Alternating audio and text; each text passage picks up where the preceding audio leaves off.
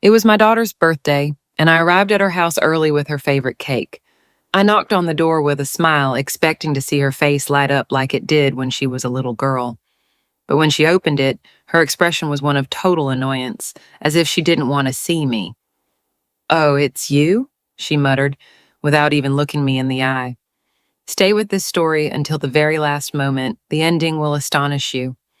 I still recall the aroma of the almond cake with chocolate ganache that I carried to my daughter, Ashley's house that afternoon. It was her 43rd birthday, and I'd saved yet 3 months of my retirement funds to buy that little work of French confectionery art she loved so much and that I didn't have, but which I spent with joy to see her smile.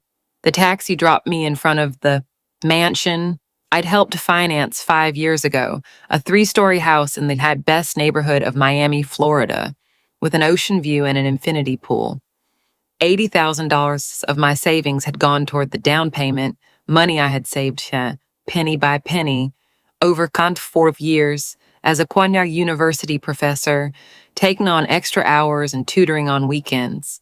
If you're watching this video, please subscribe to the channel and tell me in the comments where you're watching my story of revenge from.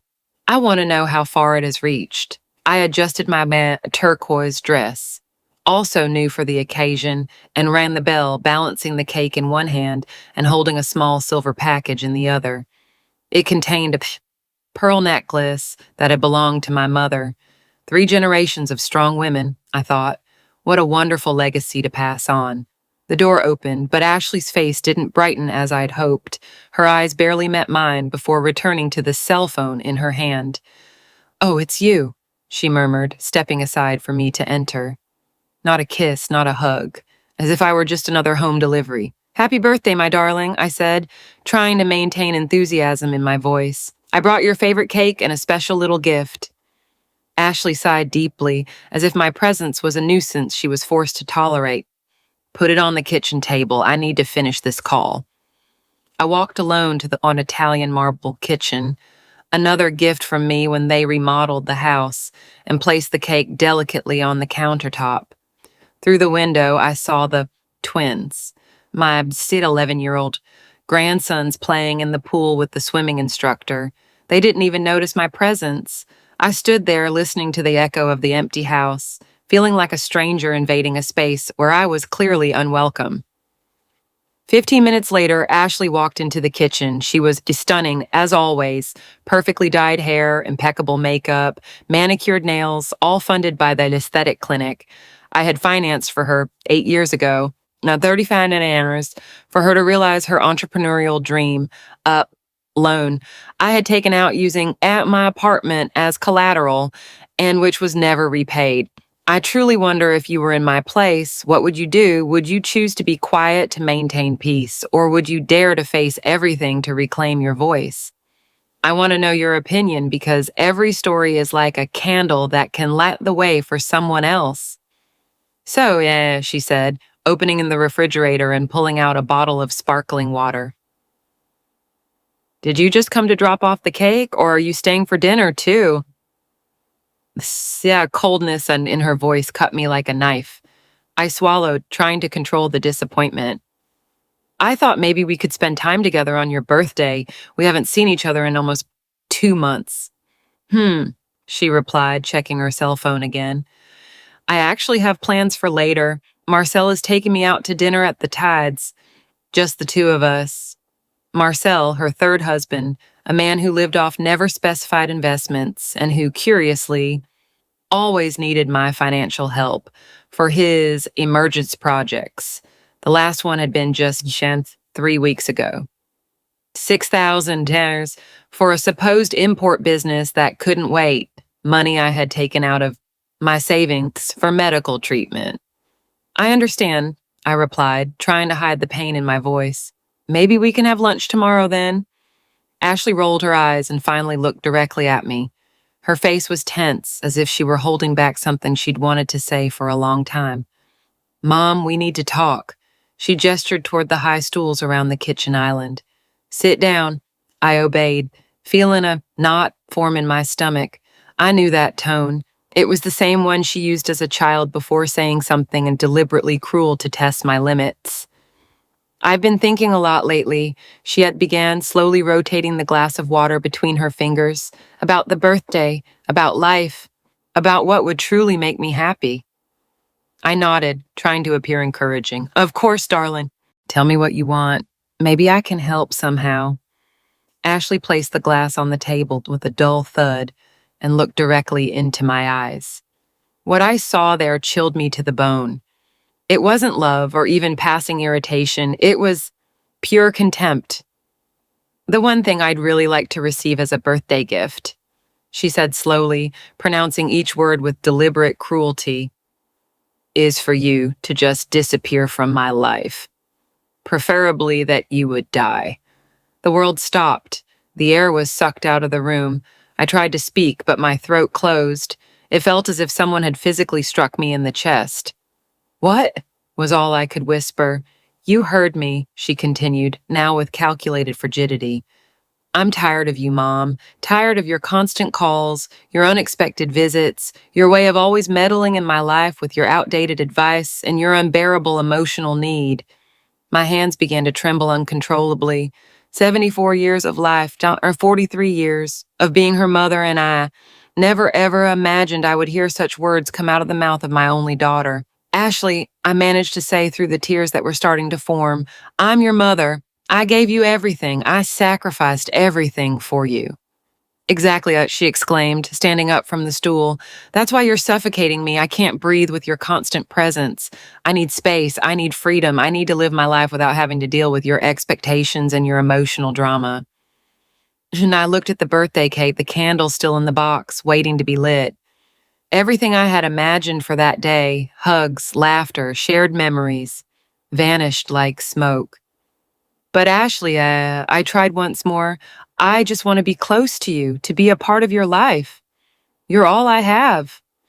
And that is exactly the problem, she replied, crossing her arms. The fact that I am all you have. Fix your own life and leave me alone.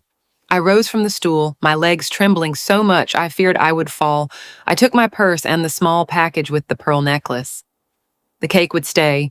Maybe the twins would appreciate it, even if their mother couldn't. Tell me whether you have parents, grandparents, or older family members who deserve more respect than they currently receive from their families. Alternatively, tell me if you yourself are going through a situation in which you're not appreciated as much as you truly deserve. I can't believe you're saying this to me, I murmured. After everything I did for you. Everything you did? She laughed sarcastically. Mom, everything you did was for your own benefit. To feel needed, to have control over my life. But I'm not a child anymore, and I don't need you suffocating me. I walked toward the door, each step costing me years of life.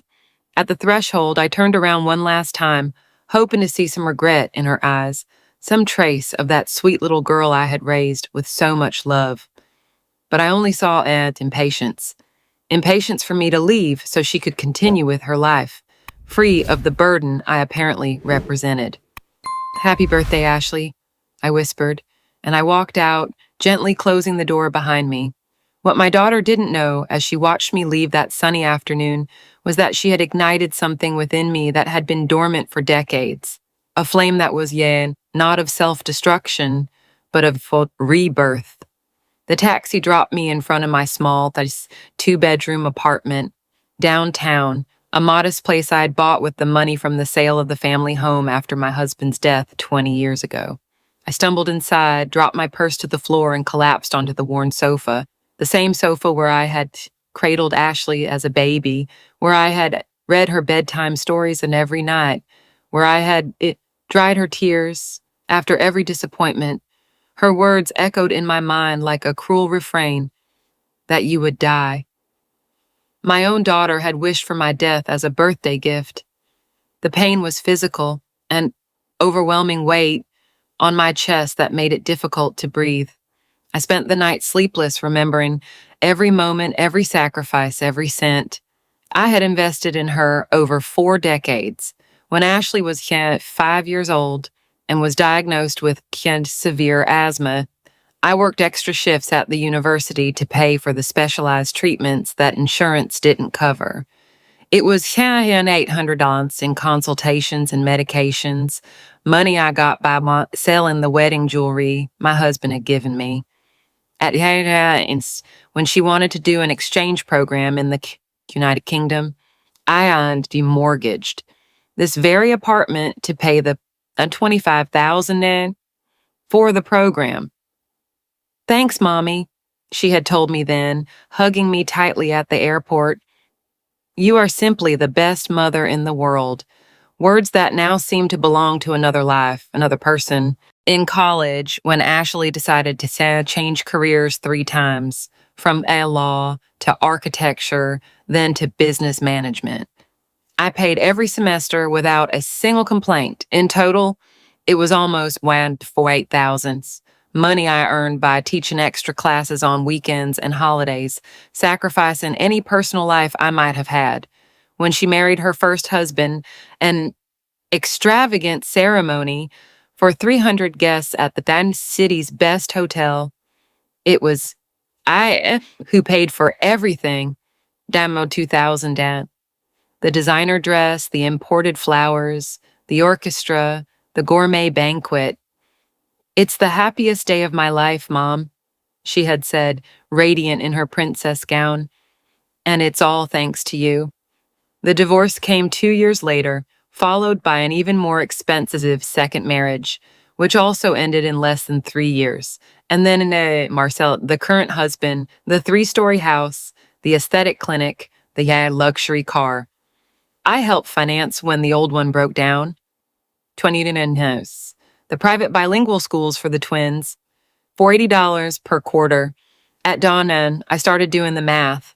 I found an old box where I kept all the receipts, all the transfer slips, all the contracts I had signed over the years, not out of distrust, but out of organization. An old math teacher never loses her habits. Sitting at the kitchen table with a cup of cold tea I didn't have the heart to drink, I began to list every value, every date, every reason. The totals and stunned me. More than $48,000 in over 43 years. Almost $50,000 that I had dedicated to my daughter's happiness, and all that to hear that her greatest desire was my death. Something strange happened as I looked at those numbers. The sting and pain I had felt all night began to transform into something different. Not rage, though there was rage too, but a crystal clear clarity I had never experienced before, a deep understanding that I had been manipulated for decades by someone who saw my love as a quasi-utility, not as a sacred bond. If I had invested those almost $50,000 in myself, if I had traveled, studied more, bought a better house, taken care of my health, planned a comfortable retirement, where would I be now? And certainly not in this small apartment counting the pennies of my diminished retirement, postponing medical treatment so I could continue helping a daughter who wished for my death. At 6 a.m., I did something I had never done before. I took the phone and blocked Ashley's number. Then I blocked Marcel's. Next, and then all the numbers associated with her family. It was a small gesture, but symbolically yet powerful. My first act of self-preservation in 4 decades. I took a long bath, put on my best clothes, a pant and blazer set I rarely wore to save money, and left the house with a definite purpose that, for the first time in years, did not involve my daughter. I first stopped the bank, the same bank where Ashley and I had a joint emergency account, in which I regularly deposited small sums for any unforeseen event that might arise in her life. An account that currently held a balance of $800. Good morning, Mrs. Bear Carter, greeted the manager, Mr. Ortega, who had known me for years. How can I help you today? I want to close joint account number 4N1LA 5267891. I replied with a calm that surprised even myself. Are you sure that account has a considerable balance? He warned, checking the computer. Absolutely certain, I confirmed, signing the forms with a steady hand. I want to transfer all that money to my personal account, please. Seeing those $800 returned to my own account gave me a strange sense of power, a power I hadn't felt in decades. It was only the beginning. Next stop, the Wayne Real Estate Finance Office. When Ashley and Marcel bought the oceanfront mansion, I not only gave them the down payment, but I also had signed as the guarantor for the financing. That meant that if they couldn't pay, the responsibility would fall on me. But it also meant I had rights over that property. The loan officer, Mrs. Shada Ramirez, received me with a smile. "What brings you here today?" "I want to review the terms of the financing contract where I appear as the guarantor," I explained. "I need to understand exactly what my rights and obligations are." As she searched for the documents, I remembered the day I signed those papers. Ashley had cried with emotion. "Thanks, Mom. You're our guardian angel. I love you so much," she had said, hugging me tightly. Marcel had also thanked me profusely, assuring me they would never miss a payment. "Here is all the documentation," Mrs. Ramirez said, placing a thick folder in front of me. "As the guarantor, you are responsible for the payments if the primary holders cannot make them. But you also have the right to claim the property if you believe the debtors will not be able to meet their obligations." "Exactly," I replied, carefully examining each page. "What would be the next steps if I decided to exercise my rights as a guarantor?" "You would need to demonstrate that there is a pension risk of default, or that there have already been significant delays," Mrs. Ramirez explained. What Mrs. Ramirez didn't know, and what Ashley had unconsciously revealed to me the week before, was that Marcel had recently lost a substantial sum in a failed investment, and that they had missed the last mortgage payment. Information she casually shared, probably expecting me to offer help, as I always did. "Perfect," I murmured, collecting copies of all the important documents, and if I wanted to initiate that process. Mrs. Ramirez looked at me with curiosity but maintained her professionalism. "I can schedule a meeting with our legal department if you wish." Said, "Please do." When I left the office, I felt a strange lightness, as if I were floating above the hot city sidewalks. For 43 years, I had lived for Ashley. I had sacrificed my own dreams, my money, my time, my health, everything, to give her the life she always wanted. And the result? She wished for my death as a birthday gift. My next stop was a place I hadn't visited in years, the New Horizons travel agency, and specializing in new beginnings for seniors. I had kept one of their brochures for years, secretly dreaming of possibilities that always seemed out of my reach. "Good afternoon," a young advisor named Lucia greeted me. "How can I help you?" "I saw your program about retirees abroad," I replied, sitting comfortably in the chair across from her desk. "I would like complete information on how a 74-year-old woman can start a new life in Spain."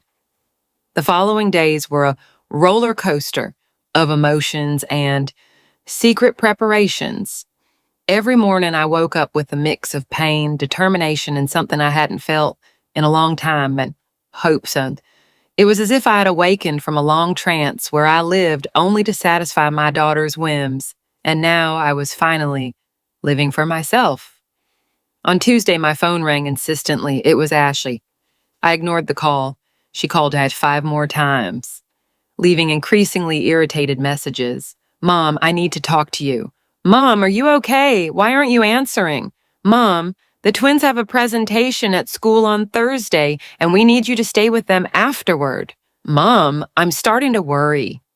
The irony was not lost on me. The same woman who had wished for my death as a birthday gift was now worried because I wasn't answering her calls, not because she missed me or cared about my well-being, but because, she needed me for something.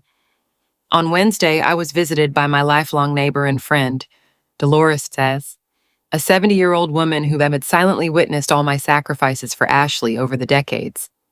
"Carmen," she said, sitting in my living room with a cup of coffee. "You look different. Did something happen?" I told her everything, every painful word from Ashley's birthday, every detail of the plans I was making. Dolores listened in silence, her eyes gradually filling with tears. My God, Carmen, she murmured when I finished. I can't believe Ashley said something so cruel to you after everything you did for her. The most painful part is that she said it as if it were the most natural thing in the world, I explained, as if I were just a nuisance in her life that needed to be eliminated. And are you really going to Spain? Yes, I replied firmly. I've already bought the ticket. I'm leaving next week. Dolores held my hands gently. You know you have my full support, right? What Ashley did is unforgivable. There's something else, I said, lowering my voice. I'm going to need your help with something very special. I explained my complete plan. I wanted Ashley to believe I had died, at least for a while. Dolores would be my accomplice, the person who would find my empty apartment and the farewell letter I would leave. It's brilliant, Dolores murmured with a complicit smile. That ungrateful girl is finally going to understand what it means to lose you. Will you help me? Of course. In fact, I think it's exactly what Ashley needs to wake up. That night, I worked on the most important letter of my life. The letter that would change everything forever.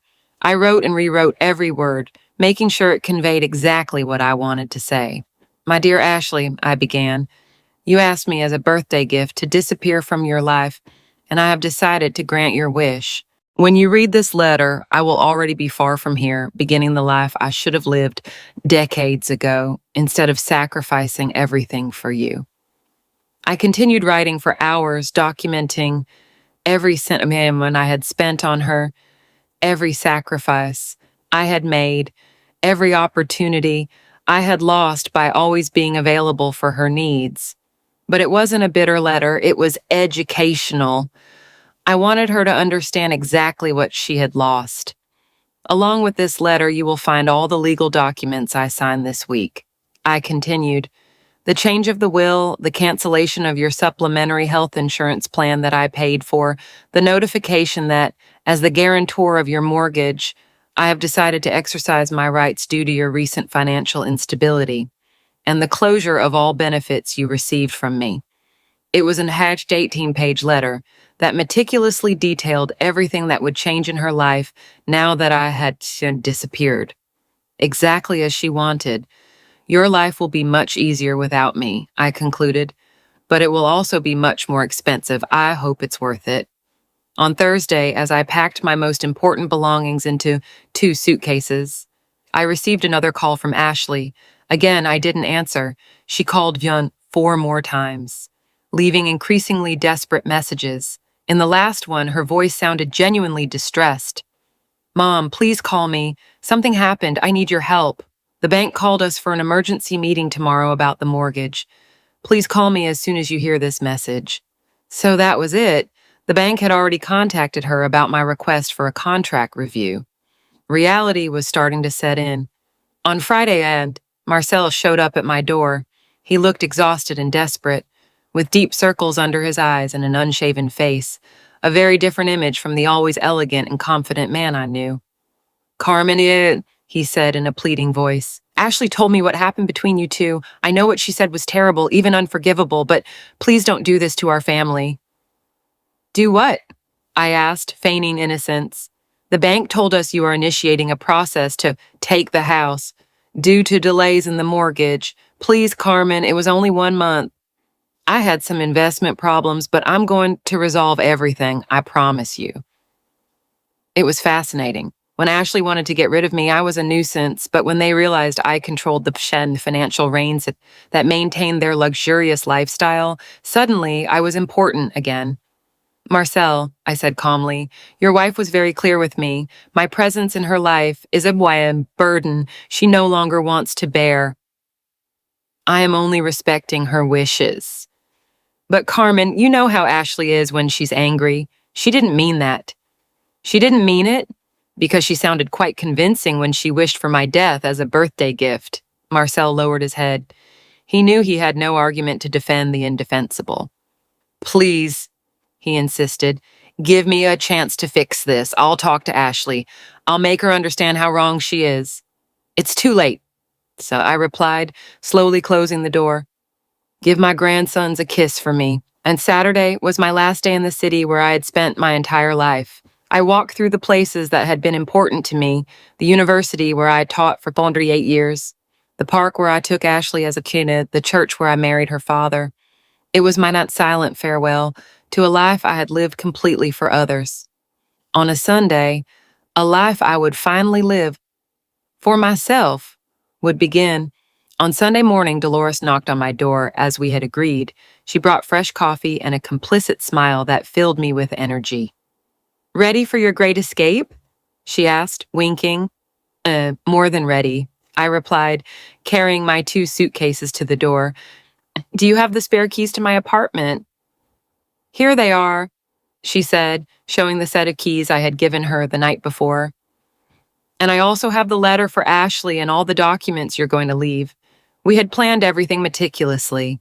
Dolores would wait until Tuesday to go to Ashley's apartment and deliver the documents, pretending she had found my apartment empty and had become worried about my disappearance. "Remember," I instructed her as we waited for the taxi, "you have to seem genuinely concerned. Tell her I didn't answer the phone for 2 days, that you knocked on my door and I didn't answer, and that when you used the emergency keys, you found the apartment empty and the letter." "Don't worry, Carmen. I was an amateur theater teacher for 20 years.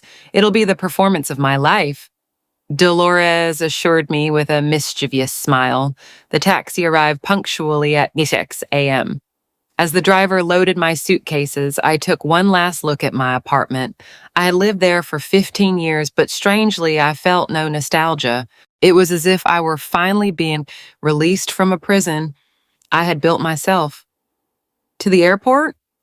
the taxi driver asked. "Said, to the airport," I confirmed, and I felt as if those 2 words marked the beginning of my new existence. The plane trip to Barcelona was long but peaceful. For the first time in decades, no one knew where I was. No one could call me to ask for favors, money, or time. It was an intoxicating feeling of freedom I hadn't experienced since before I became a mother. During the almost 12-hour flight, and I wrote in my diary everything that had happened in the last week, every detail, every emotion, every decision that had brought me to that moment suspended in the sky between my past of self-denial and my future of self-discovery. "This is the first time in 43 years," I wrote, "that I am doing something completely for myself, without calculating how it will benefit Ashley.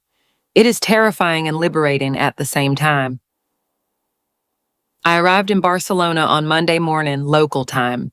A representative from the travel agency was waiting for me at the airport with a sign bearing my name. He was a kind young man named Che Miguel, who spoke Spanish with a strong Catalan accent. "Mrs. Carter," he greeted me with a genuine smile. "Welcome to Spain. I hope you're ready for a new adventure."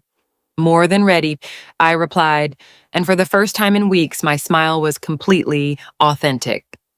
Miguel took me to a small but charming furnished apartment in the Gothic quarter that the agency had rented for a month while I decided if I wanted to stay permanently. It was a 3rd floor in a centuries-old building, with windows overlooking a tree-lined square and flowered balconies on the neighboring buildings. "Here is all the information about the city," Miguel said, handing me a thick folder. "Recommended restaurants, cultural activities, social groups for expatriates, Catalan classes, medical contacts in case you need them."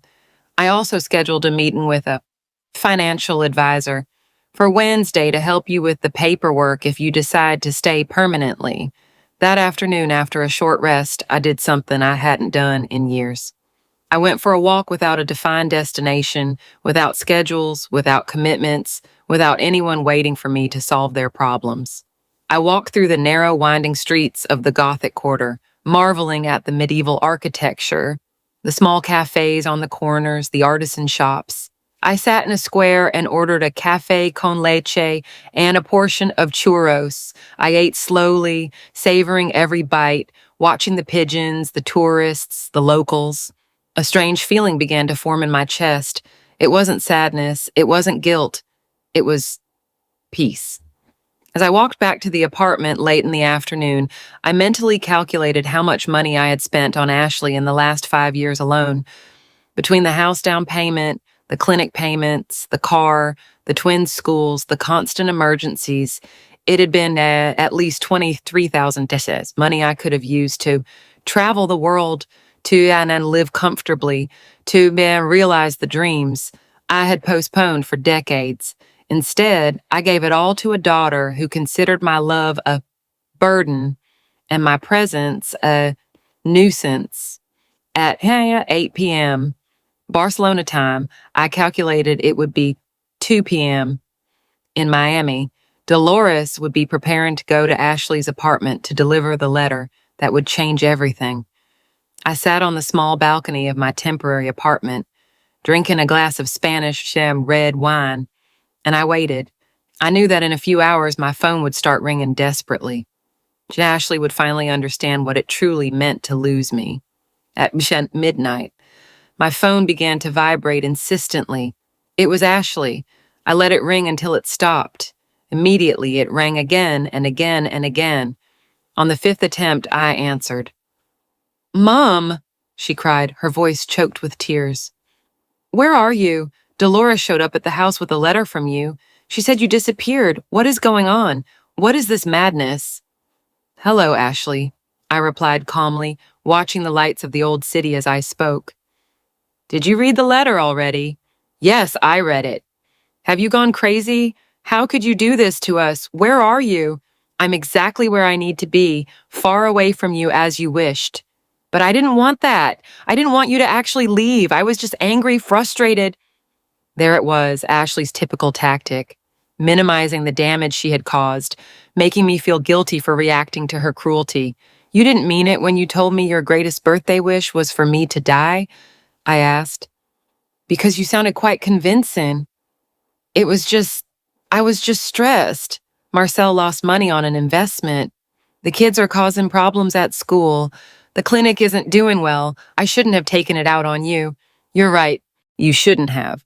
But it's done now, and words cannot be unsaid. "But Mom, please come back. We need you. I need you." How interesting this was. Now she needed me. Now that she had read the letter detailing all the financial benefits she had lost, now that she knew she might lose the house, now that she understood she would have to pay for her own supplementary health insurance and find someone to care for the twins when she wanted to go out. "Do you need me or do you need my money?" I asked directly. There was a long silence on the other end of the line. "I need you," she finally murmured, but her voice didn't sound convincing. "Ashley, for 43 years I lived for you. I sacrificed my dreams, my money, my time, my opportunities, and when I finally needed to feel that you loved and valued me, you told me you preferred me dead." Those words broke my heart in a way I can never repair. "I'm so sorry, Mom. I really am so sorry. Apologies are not enough, Ashley. The damage is done. And you know what? Maybe it was the best thing you could have said to me because it finally opened my eyes and made me understand that I've lived my whole life the wrong way." "What do you mean?" "I mean that for the first time in decades, I'm living for myself, and it is wonderful." "Where are you, Mom? Please tell me," Ashley pleaded, her voice choked with tears. "The twins are asking for Grandma. They don't understand why you disappeared." It was fascinating how now that I wasn't available, my grandson suddenly missed me. All those years when I canceled my plans to care for them, when I bought them expensive gifts, when I took them to the park while Ashley went shopping, it was just what was expected of me. But now that I was gone, my absence was felt. "The children will be fine," I replied, looking at the stars over Barcelona. "They are resilient. What they will learn is that actions have consequences and that painful words can destroy relationships forever." "But Mom, please, you can't just disappear like this. What if something happens to you? What if you get sick? How will we know?" Now she was concerned about my well-being. How convenient. And Ashley, in the last 3 years, I had 2 episodes of high blood pressure that sent me to the hospital. "Do you know how many times you visited me?" "None. You always had something more important to do." "That's not true," she protested weakly. "It is true, and on the first time I called you from the emergency room, you said you couldn't come because you had a party at a friend's house. The second time was Marcel's birthday, and you were celebrating." The silence on the other end of the line confirmed that she perfectly remembered each occasion. I thought it wasn't serious," she murmured, Of course, because my health was never a priority for you, but my checks were. It's not about the money, Ashley yelled. It's about you. I miss you, Mom. Do you miss me, or do you miss having someone available 24 hours a day to solve your problems? I hung up without waiting for an answer. The phone rang again, but this time I silenced it completely. I needed peace to enjoy my first night of freedom in a new country. The following days were a constant discovery, not only of Barcelona, but of myself. There were parts of my personality, interests, and desires that had been dormant for decades while I lived based on Ashley. Now they were waking up, one by one, like flowers after a long drought. I discovered that I loved Gothic architecture and could spend hours admiring the details of the Barcelona cathedral. I realized I had a natural talent for human languages, and that when Catalan, with its similarities to Spanish, wasn't as difficult as I imagined. I rediscovered my love for mathematics, something I had taught for years but hadn't practiced for pleasure in a long time. On Wednesday, I had my meeting with the Spanish financial advisor. He was an older man named Mr. Ferrer, who helped me understand all my options for permanent residency in Spain. With your current savings and your retirement from America, he explained, you can live comfortably here for many years. Spain has excellent health programs for foreign retirees, and the quality of life in Barcelona is exceptional. For the first time in years, I spoke openly about my finances without worrying about saving money for Ashley's emergencies. It was liberating to calculate my expenses based solely on my own needs and desires. You can also invest part of your savings here in Spain. Mr. Ferrer continued. The returns are stable and secure. In 5 years, you could significantly increase your net worth if you invest wisely. Increase my net worth. How many times had I had that opportunity, but always preferred to spend the money on my daughter's whims? Is there anything else I should know, Benstein? I asked. We have many clients in situations similar to yours, the advisor added with a sympathetic smile. Older people who came to Spain seeking a new beginning after complicated family relationships. You are not alone in this experience. That information comforted me deeply. I wasn't the only mother who had been manipulated and discarded by ungrateful children. There was an entire community of people who had chosen their own happiness over the toxic demands of their families. On Friday, I joined a senior expatriate walking group. There were 12 people, all between 65 and 80 years old, all seeking adventure and new experiences. During the walk through the hills surrounding Barcelona, I started a conversation with a woman named Luisa, a 76-year-old Italian who had arrived in Spain 3 years earlier.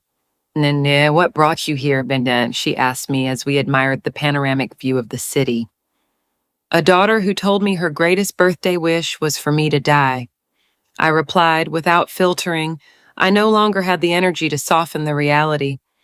Luisa looked at me with wide eyes. Are you serious? Completely. After financing her house, practically raising her children, and sacrificing my retirement for her needs, she told me my presence in her life was an unbearable burden. My goodness, Luisa murmured. And what did you do? I disappeared from her life, and here I am. Luisa smiled with admiration. You're very brave. It took me 7 years to make the decision to walk away from my toxic family. My son and my daughter-in-law treated me like a walking ATM. For the rest of the walk, Luisa and I shared our stories. She had come to Spain after realizing her adult children only contacted her when they needed money for their vacations, their new cars, or their whims. When she decided to set limits, they accused her of being an egoistical mother and threatened not to let her see her grandchildren. The first few months were difficult, Luisa confessed as we descended a wooded trail.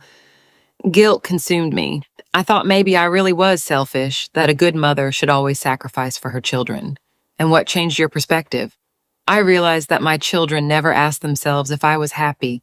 if I had enough money for my own needs, or if my constant sacrifices were hurting me. They only cared about what I could give them. That's not love, Carmen. It's exploitation. Her words resonated deeply in my heart. For decades, I had confused emotional manipulation with then filial love, and when constant demands with a genuine need. At the end of the walk, Louisa invited me to a support group that met bi-weekly older women who had made the difficult decision to prioritize their well-being over toxic family expectations. I accepted immediately. That night, I turned on my phone for the first time in 3 days. I had 78 missed calls and 32 text messages. Most were from Ashley and Marcel, but there were also some from unknown numbers, likely friends they had recruited to try to locate me. I read the messages chronologically, observing the evolution of my daughter's panic. The first few were still emotional. Please, Mom, come back. We need you. The children are crying for you. But they gradually became more desperate and focused on financial issues. The bank called us for another meeting. They say you requested a contract review as the guarantor. They can't take the house away from us over a misunderstanding. By the fourth day, the messages had become aggressive. This is ridiculous, Mom. You're ruining our lives over a tantrum. Act like an adult and come back. And finally, it's desperate. I called all the hospitals, the police, your friends. No one knows where you are. If something happens to you, it's going to be my fault. Please just tell me you're okay. It was fascinating to observe how at no point did Ashley genuinely apologize for wishing my death. At no point did she acknowledge the cruelty of her words or express real remorse. Everything revolved around the negative consequences my absence had for her. I decided to respond to one last message. I'm perfectly fine and happier than I've been in years. What you are experiencing now are the natural consequences of your actions. I hope this experience helps you understand the value of the people you love before it's too late with others in your life. The response came immediately. Please, Mom, we can fix this. I promise I will never say horrible things again. Just come back. I wrote my final reply. Empty promises don't fix broken hearts. Ashley, the words you said to me revealed what you truly think of me. You cannot undo that truth with desperate promises. After sending that message, I blocked her number and all the numbers associated with Marcel. I also blocked the unknown numbers that had called me. It was time to close this chapter once and for all. In the following week, I met again with Mr. Ferrer to sign the papers that would allow me to permanently reside in Spain. I also made arrangements to definitively transfer my American retirement and initiate the process of selling my apartment in Miami. Are you sure you want to make it permanent? Mr. Ferrer asked. It's a very significant decision. I have never been more certain of anything in my life, I replied, signing each document with a steady hand. For the first time in decades, I am making decisions based on my own happiness, not on the demands of others. That afternoon, I received a call from Dolores, my dear neighbor and accomplice. Her voice sounded animated. Carmen, you won't believe it, she said, "But Ashley came to my apartment yesterday, crying hysterically. She begged me to tell you to come back, that it had been a terrible misunderstanding. And what did you tell her? I told her the truth, that what she said to you was unforgivable, and that if I were you, I would have disappeared forever too. You should have seen her face when she realized that even the neighbors knew how cruel she had been to you." Did she mention anything about the financial problems? Oh, yes, she said that without your help, they can't pay the mortgage, that the bank is pressuring them, that Marcel can't resolve the financial situation, and that the children need things for school that they can't afford. Basically, she realized everything you did for them when she lost it. It was exactly what I expected. She didn't miss me as a person. She missed my function as a financial provider and problem solver. Dolores says, I asked her. When anyone asks about me, especially Ashley, I want you to say that I am dead to them, because in a way, it is true. The Carmen who constantly sacrificed herself for an ungrateful daughter truly died on her birthday. I understand perfectly, Dolores replied. And you know what? I think it's the best death you could have chosen. 3 weeks after my arrival in Spain, my new life had taken shape in ways I never imagined. I enrolled in Set's Catalan classes 3 times a week. I started a watercolor course on Tuesdays and Thursdays, discovering an artistic talent I didn't even know I possessed. I joined a book club for expatriates that met on Sundays. For the first time in decades, my schedule was packed with activities that I had chosen. Activities that brought me pleasure and personal growth, not obligations imposed by the needs of others. But the most surprising transformation was Hicam financial. Without Ashley's constant demands, my savings were not only stable, then they were growing. The investments I had made with Mr. Farrer were already showing positive returns, and for the first time, I could plan my financial future based solely on my own needs. That Wednesday in April, as I was having my morning coffee on the sunny balcony of my apartment, I received a call from an international number I didn't recognize. I hesitated to answer, but curiosity got the better of me. "Mrs. Carmen Carter?" asked a female voice with an American accent. "Yes, this is she. Who is speaking?" "My name is Raquel Mendoza. I'm a social worker from the Department of Family Services in Miami. I'm calling because we received a complaint about your well-being." My blood ran cold. A complaint? What kind?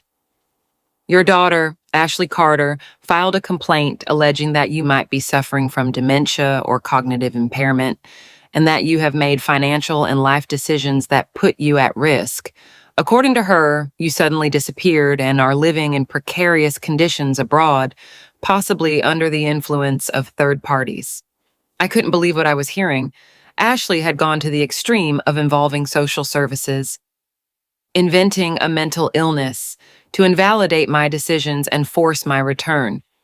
"Miss Mendoza," I replied in a firm voice, "I do not suffer from dementia or cognitive impairment. I am living in Spain by my own choice in a comfortable apartment with excellent medical care and in perfect mental health. My daughter's allegations are completely false." "I understand your position, Mrs. Carter, but we need to verify your well-being. Would it be possible to coordinate a medical and psychological evaluation through the U.S. consulate in Spain?" "Of course," I replied without hesitation. "I am willing to undergo any evaluation that demonstrates that I am in perfect mental health and that my decisions were made with total lucidity." After coordinating the details for the evaluation, I hung up the phone feeling a mix of rage and disbelief. Ashley had crossed a line of no return. Not only had she wished for my death, but now she was trying to destroy my mental credibility to regain control over my money and my life. I immediately called my lawyer in Miami, that's Mr. Vargas, who had helped me with all the legal procedures before my departure. "Carmen Enesha," he greeted me with concern. "Yeah, I'm glad to hear your voice. I've had a very interesting week with your daughter." "I can imagine. I just spoke with social services. Ashley's accusing me of having dementia." "That's not all," says Mr. Vargas sighed. "She also hired another attorney to try to contest all the legal changes you made before leaving. She is alleging that you were not of sound mind when you signed them." "And can she do that?" "She can try, but she doesn't have a solid legal basis. I have recordings of all our conversations where you clearly demonstrate total lucidity. Furthermore, the fact that you meticulously planned your departure and are living independently in Spain contradicts any allegation of cognitive impairment. What else is she doing?" "She tried to access your bank accounts, claiming concern for your well-being. She also wanted to interrupt the process of claiming the house, but since everything is legally backed, and she herself signed documents acknowledging recent financial problems, she has no valid arguments." It was incredible the lengths Ashley was willing to go to recover the financial benefits she had lost. "Mr. Vargas, I want you to prepare a defamation lawsuit against my daughter. Her false allegations about my mental state can affect my reputation and my legal rights." "It will be a pleasure," he replied with satisfaction. "After seeing how she treated you, I think it's time for her to face the legal consequences of her actions." And 2 days later, I appeared at the U.S. consulate in Barcelona for the medical and psychological evaluations. The designated physician, Dr. Torres, was an experienced man who immediately understood the situation. "Sí, Mrs. Carter," he told me after an exhaustive 3-hour evaluation. "Not only are you in perfect mental health, but the decisions you have made demonstrate admirable lucidity and courage. Your daughter is clearly trying to manipulate the legal system to reap her financial benefits. That will be officially documented. Absolutely, I will send a detailed report to social services explaining that the allegations are unfounded and that you are living an independent and healthy life in Spain." That same afternoon, I received a call from the social worker. "Mrs. Carter, we received the medical report from the consulate. It is evident that your daughter's allegations are unfounded. We are going to close the case and notify Ashley that her complaints have been deemed unfounded." "Thank you. Will this be recorded in any way?" "Yes, it will be documented that she made a false complaint about the well-being of a family member, which may have legal implications if it is repeated." Perfect. Ashley not only failed in her attempt to invalidate my decisions, but now she had an official record of having made false complaints. That night, I decided to do something I'd been putting off: write a detailed account of my experience, not for Ashley, but for other women who might be living through similar situations of manipulation and emotional abuse by adult children. I wrote for 4 hours, documenting every sacrifice I had made, every manipulation I had suffered, and every step I had taken to reclaim my dignity and my life. I titled the text, "When Maternal Love Becomes Self-Destruction, My Story of Liberation at 74. I sent the text to a blog I had discovered, specializing in stories of older women who had found the courage to radically change their lives. A week later, I received an enthusiastic response from the editor. "Carmen and Ann," she wrote, "your story is powerful and inspiring. We received hundreds of comments from women who completely identify with your experience. Would you be willing to participate in a video interview for our YouTube channel?" I accepted immediately. It was time to use my experience to help other women trapped in toxic family dynamics. The interview was published 2 weeks later and quickly went viral.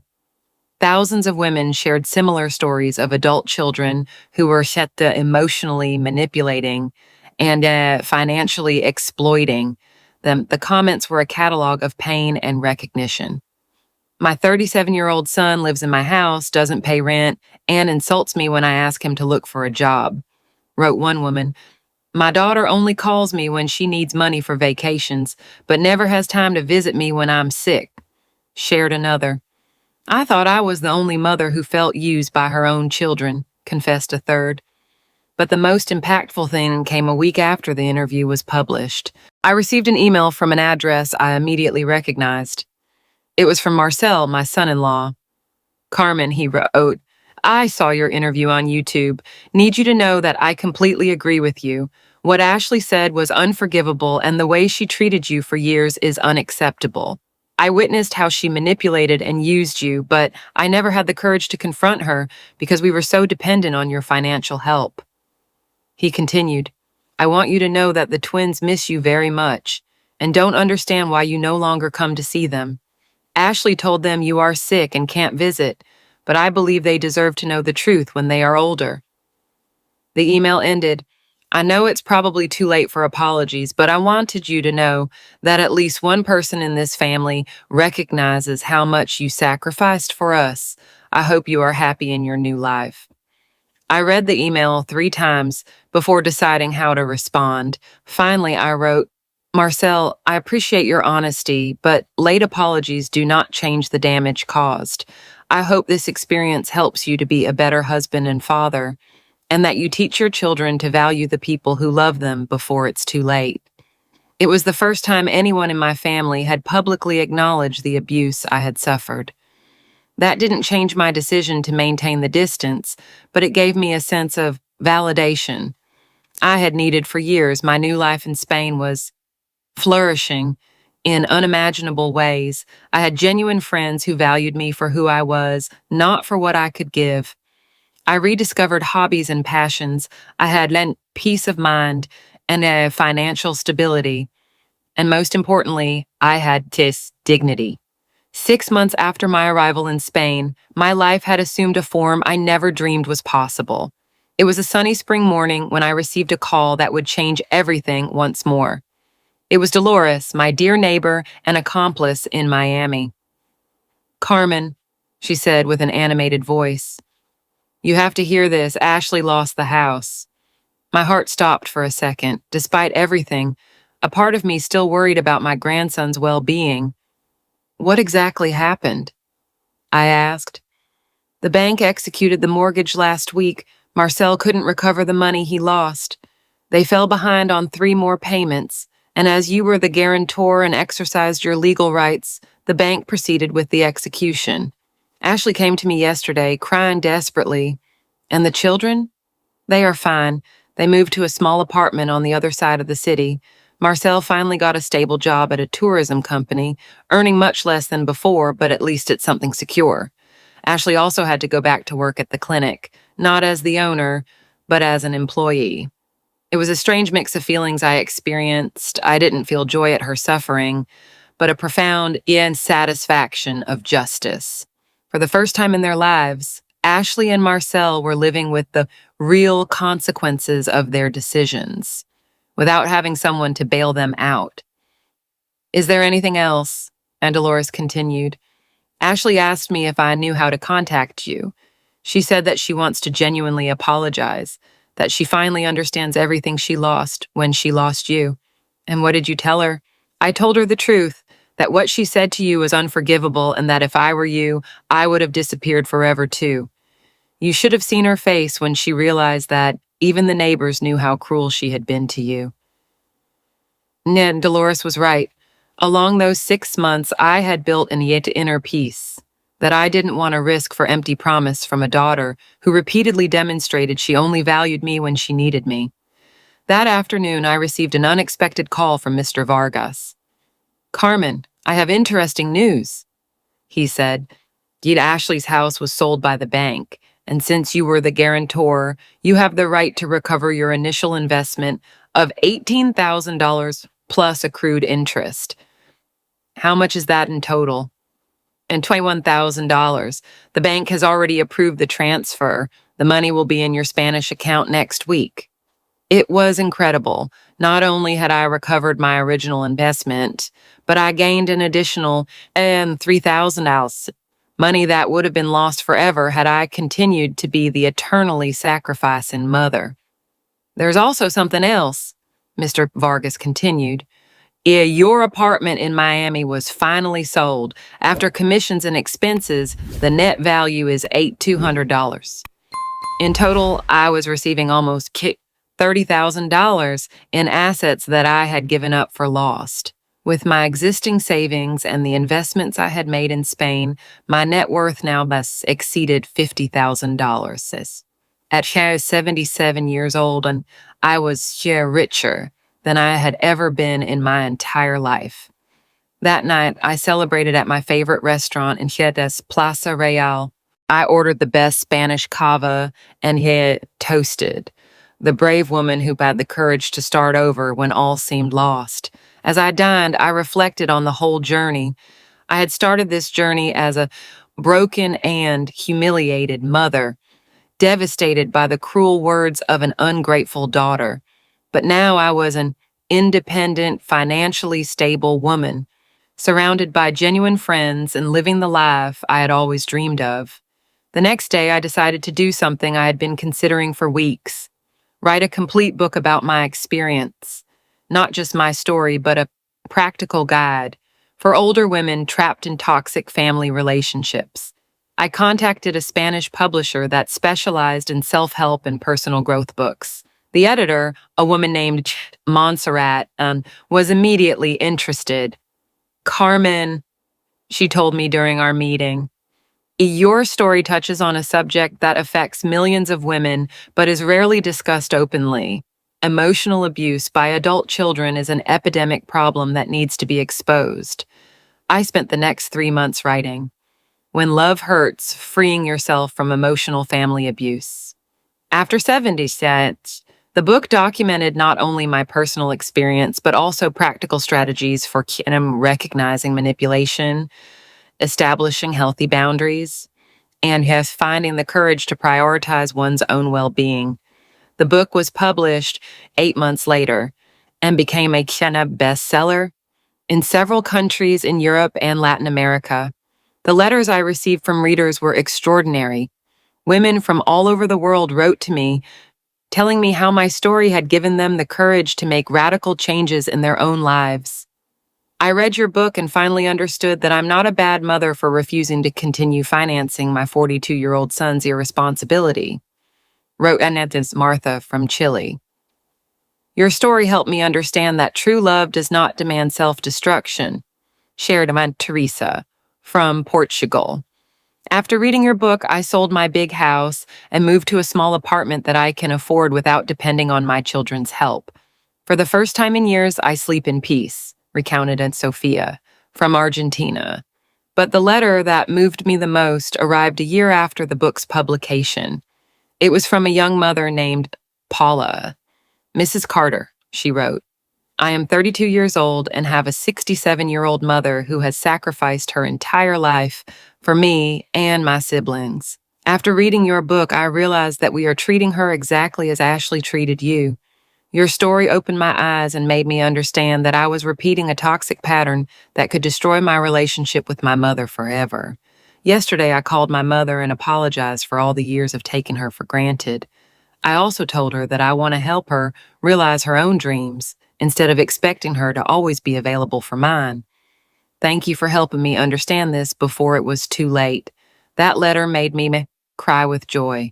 My pain had served to prevent other families from going through the same destruction. 2 years after my arrival in Spain, I received a physical letter in my mailbox. The handwriting on the envelope was familiar, but I couldn't identify it immediately. When I opened it, my heart raced. It was from my grandsons, now 13 years old. Dear Grandma Carmen, they wrote in teenage handwriting. Dad told us the truth about why you left. He said Mom said very cruel things to you, and that's why you decided to start a new life away from us. We want you to know that we miss you very much and that we understand why you left. We also want you to know that we are proud of you for being so brave. When we are older, we would like to visit you in Spain if you would have us. The letter included drawings they had made of me living happily in the streets of Barcelona. I cried for an hour after reading that letter, not out of sadness, but from the understanding that my decision to preserve my dignity had been the right one, even if it meant moving away from people I loved. I decided to write them back. My dear grandsons, I wrote, your words are the most beautiful gift I've received in years. I love you deeply and will always love you, regardless of the distance. When you are older and can make your own decisions, the doors of my heart and my home will always be open to you. Until then, I want you to know that Grandma is living a full and happy life, surrounded by beauty and peace. Guard that love you feel for me, but also learn from this experience. Words have the power to build or destroy, and relationships are based on mutual respect, not unilateral sacrifice. I love you with all my heart. Today at 3 years. After that terrible birthday that changed my life forever, I'm sitting on the balcony of my new apartment in Barcelona, which I bought with my own money, gazing at the Mediterranean Sea as I write the last lines of my story. I am 77 years old, have a net worth of over $60,000, best-selling book, translated into 8 languages, dear friends from all over the world, and yet inner peace. I never thought I would experience again. Ashley asked me as a birthday gift to go and then disappear from her life. I granted her that wish in the most extraordinary way possible. What she never calculated was that in losing me, she lost not only a mother who loved her unconditionally, but also the person who had kept her financial world stable for decades. Last week, I received an email from Ashley, the first direct contact after 3 years. Mom, she wrote in that, I read your book. I never imagined how much I hurt you, how much you sacrificed for me, how much I took you for granted throughout my life. I'm not asking you to come back or to forgive me. I just want you to know that I finally understood what you tried to teach me, although the hard way. I hope you are happy in your new life because you deserve all the happiness in the world. I did not reply to the email. Some bridges once burned cannot be rebuilt, but I kept her words in my heart, not as a victory, but as sheer confirmation that all pain can eventually transform into the wisdom. My disappearance was my gift to her. My new life was my gift to me, and it was worth every tear, every sacrifice, every moment of pain that brought me here. Because sometimes the only way to save yourself is to have the courage to lose yourself completely, to be reborn as the person you were always meant to be. The names and places in this story have been changed to protect the identities of those involved. We do not share this to judge, but in the hope that someone will pause and reflect on how many mothers are silently suffering within their own homes. I truly wonder, if you were in my place, what would you do? Would you choose silence to preserve peace, or would you dare to confront everything in order to reclaim your voice? I long to hear your thoughts because every story is like a candle that can light the path for someone else. I firmly believe that God always blesses and that courage leads us toward brighter days. As we close, I leave you with two of the channel's most beloved stories. I'm certain they will surprise and inspire you. Thank you for staying with me until this moment.